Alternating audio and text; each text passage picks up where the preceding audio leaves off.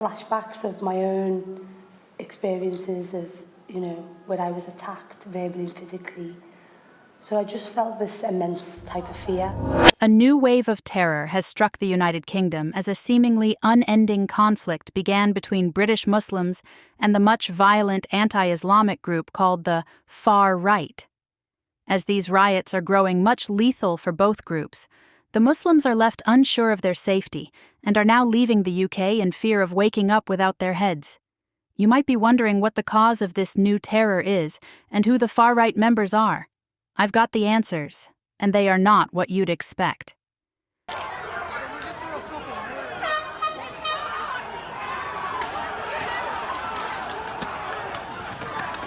The far right may be seen as a group of extremely violent, genocidal neo-Nazis that aim to destroy campaigns and societies, whether religious or ethnic, and to uphold the so-called good name of Adolf Hitler. Factually, they are described as a terrorist group in the UK, having taken up so many different forms even up to today. One of the first forms of the far right was the British National Party, or BNP, of the late 1900s. Disguised as a political group, their intentions and actions were up to no good. They only supported white nationalism and supremacy, and strongly opposed immigration, and advocated against Islamism, masking their actions under the so-called preservation of British heritage. Soon, the BNP infiltrated the European Parliament and morphed into what was then called the British Defence League, or BDL. And what were they protecting Britain against? Muslims. The BDL was formed in 2009, owing to a surge of Islamic immigrants into the UK and the advent of Islamic extremism. Somehow, they didn't have to hide their intentions anymore. They hated Muslims. They organized movements all through the streets of the UK, registering their concerns about the presence of Muslims in the country and how they planned to take it into their own hands to chase them out. It was only a matter of time before these movements turned into something like WWE's Monday Night Raw. Due to police oppression, governmental actions, and clashes with resilient Muslims who didn't fear death, the far right decided on a new strategy and name: Britain First. This group was much the same as the others, only that its anti-Islamic side was much more obvious, so obvious it started hate crimes and violent movements. Their new technique soon left the street. It entered the internet. Far-right members, especially those already with political influences and others well-known, created social media accounts with fake names. These accounts were solely for spreading online propaganda and hate statements to silence the voice of Islam and sending Muslims out of the country. Tommy,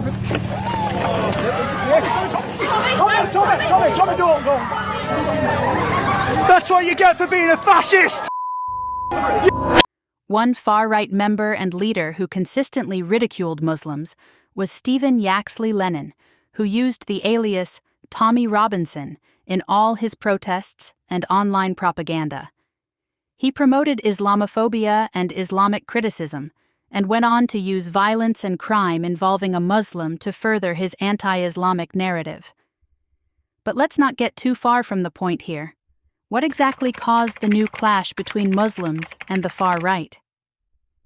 It all started at a Taylor Swift-themed holiday dance event where a knife attack occurred, leading to the death of 3 young children: 6-year-old B.B. King, 7-year-old Elsie Stancombe, and 9-year-old Alice De Silva. Now, why would this spark a Muslim neo-Nazi war? It all lies in who the killer was. The suspect, according to Merseyside police, is a 17-year-old who was born in the Welsh capital Cardiff. He also lived near Southport, the same place where the incident occurred. Okay, let's cut this short.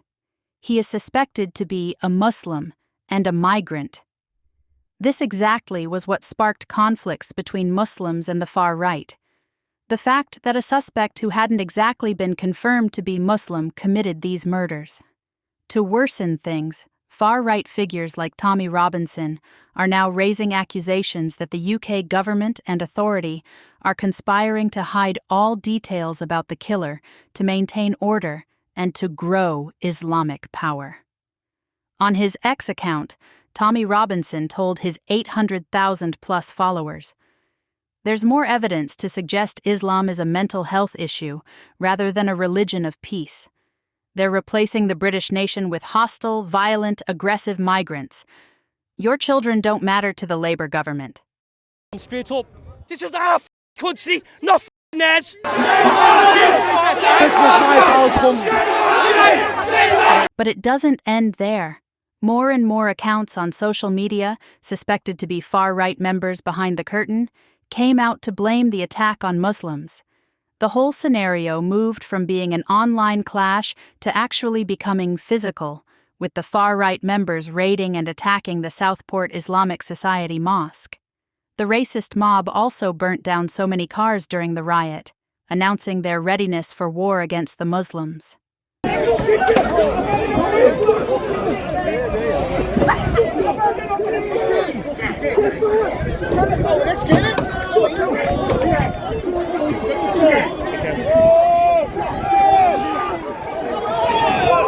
The riot took much worse forms, with the far-right members pushing hard against the police, injuring a number of them. Brave Muslims didn't back down and have come out, armed with whatever they could find to settle scores with the far-right. Unfortunately, this only made matters get out of hand, as some Muslim protesters took advantage of the riot to beat and injure some whites who had nothing to do with the riot. For Tommy Robinson and the far-right, this was enough reason to start an anti-Islamic Armageddon, a move to totally wipe Muslims off Britain. Because we have no weapon, we have police and government to protect us, and we are shouting peace. With tension rising, the Islamic Society seems to be losing the war, as the opposition appear more powerful than they are. I'm here to save the kids. The children have been murdered. There's been a massacre on the street. They got the targeting little white girls all over the country. Let's call a spade a spade. It's like Russian roulette at this point. Which one's going to be next? Currently, the conflict is more than just about the killings. The far-right members are coming out more and more, pushing and protesting for the eviction of all Muslims from the UK. Apparently, they don't seem to care if they got in legally or otherwise. They just want them out and out for good. Thus, some Muslims are leaving the country because of this. They can't stay in a place this hostile. They can't continue to fight for a land not exactly theirs.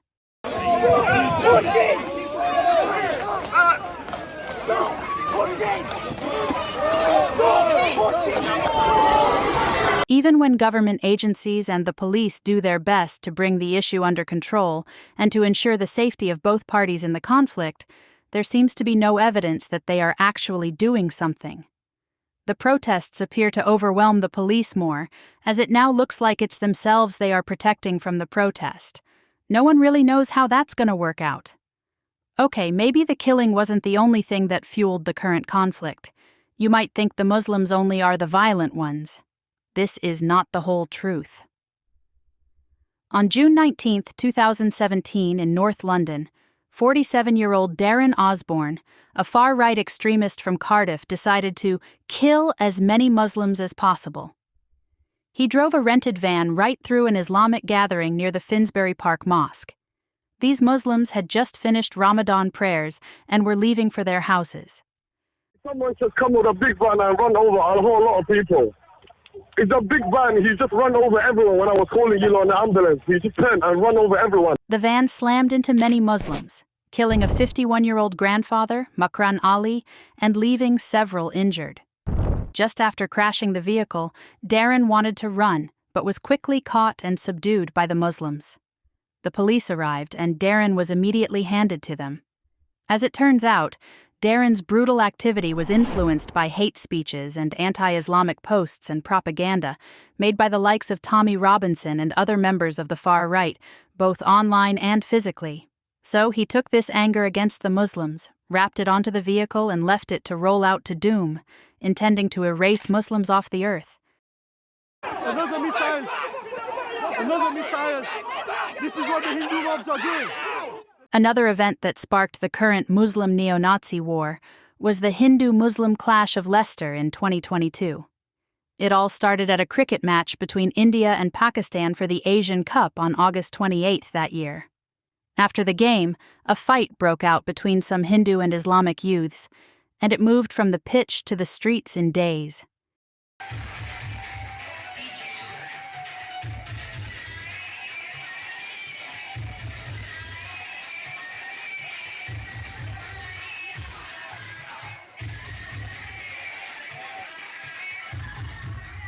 The riot came with vandalism, street fighting, and even a few deaths. You probably think it ended there. Not really. Seeing this as an opportunity to advocate against Islamism, far-right members traveled to Leicester, claiming to help the Hindus in the fight, but actually grabbing the opportunity to fight against the Muslims. 2 against 1, the Muslims really had to fight for their lives. Thus, these events all charged the current Muslim far-right riot, making it much more extreme than any of their previous clashes. Whether the far right is right about their intentions towards the Muslims in the UK, we can't exactly say. Time will tell. Meanwhile, you probably want to know who won the game. It was India. If you enjoyed this video, don't forget to give it a thumbs up and hit that subscribe button so you never miss an update. Make sure to also turn on notifications by clicking the bell icon. Thanks for watching, and stay tuned for more exciting videos coming your way.